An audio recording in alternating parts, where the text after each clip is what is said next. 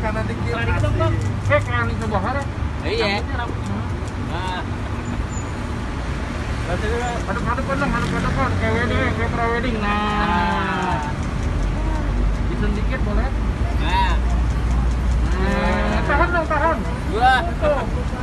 Iya, lama dikit ya. Oke, boleh. Iya. Oh, tahun. Ya. Lagi ceritain Bang. Ya. Ini istri. Ada sok, kenalin dong nama istrinya. Kenalin. Namanya Gita Resa, istri Bopak yang terakhir.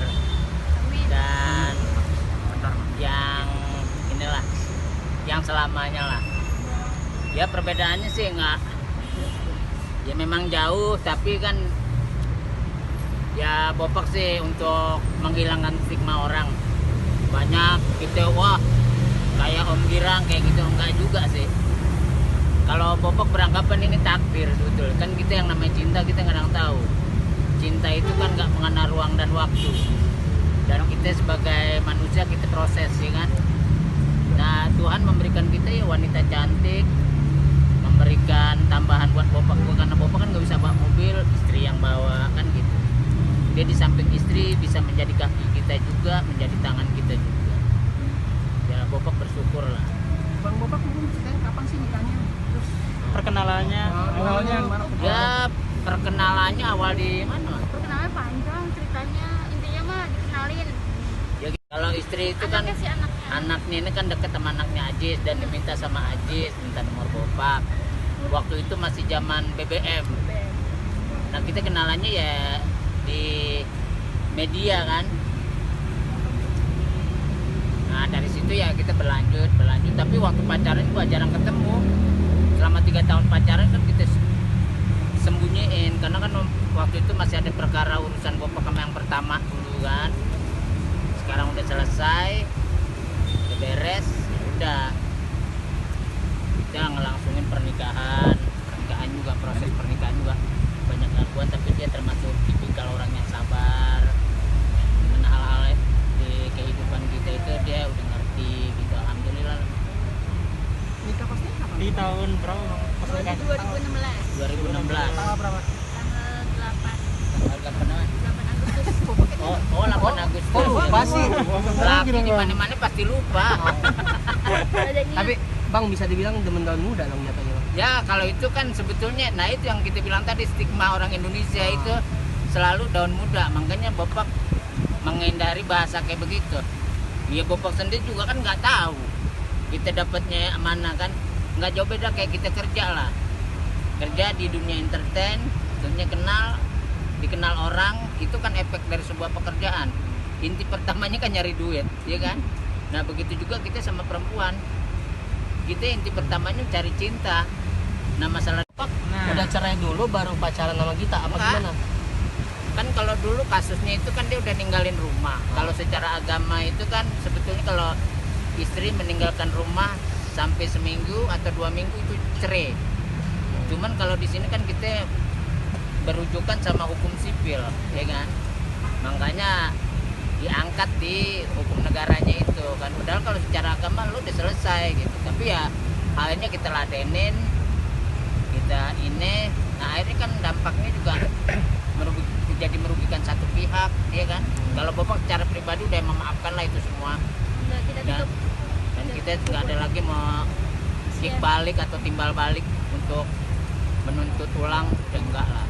Kita anggap aja itu proses Bopak dalam perjalanan hidup.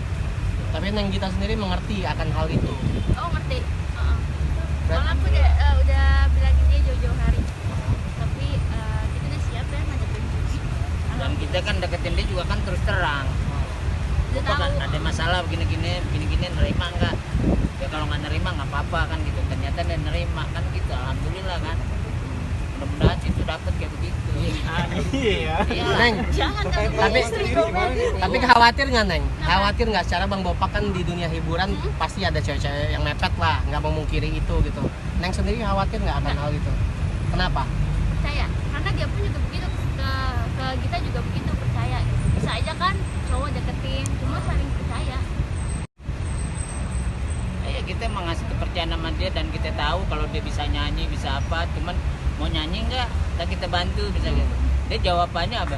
Enggak nanti orang masyarakat Indonesia bilang pansos katanya. Akhirnya sekarang oh iya numpang tenar kayak gitu nggak mau. Akhirnya nyanyinya pas kita lagi pulang ke rumah aja dia baru nyanyi. Jadi nyanyi buat Bopak, ya kan? Nyanyinya itu Juragan Empang, ya nggak? Kita Bopak galak nggak kalau di rumah? Kenapa? Galak nggak? Enggak, di rumah nggak galak. Kayaknya lebih aku yang cerewet sih, bukan galak, aku yang lebih. Begitu mungkin kalau dengan umuran cukup jauh, kalau Bang Bopak ada masalah yang jauh. Masalah? Timbangannya gimana? Oh, alhamdulillah sih nggak ada, karena kan kita sama-sama komitmen dari awal, yuk kita buang ego kita masing-masing, kita bangun rumah tangga yang lurus, apalagi sekarang udah punya anak, jadi nggak ada istilah masalah sepele cemburu tuh udah nggak ada. Paling kalau misalkan aku marah, dia sabar, dia marah aku yang lebih sabar gitu aja. Ya paling kalau dia marah kita keluar. Gitu aja, itu 1 jam juga negor lagi, baikan lagi. Ya tapi alhamdulillah kita ngejalanin kayak gitulah. Kita kasih apa sih sama istri, kasih kebebasan, kita nggak jajah hak-hak dia. Ya walaupun kita kapasitasnya sebagai imam tanggung jawab, tapi kan si perempuan juga harus punya hak.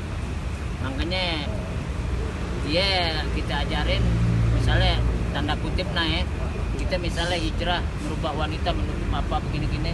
Kalau Bopak nggak mengajarkan kayak gitu dulu.